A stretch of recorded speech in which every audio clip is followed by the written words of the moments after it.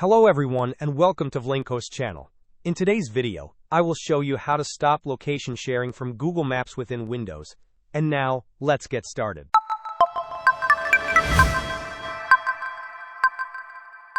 To manage location sharing, begin by opening the Windows search bar, type the word location, and select Location Privacy Settings from the search results. Within the location privacy settings, you will find an option to turn off location services. Once you disable this setting, it will affect all applications on your computer, including Google Maps.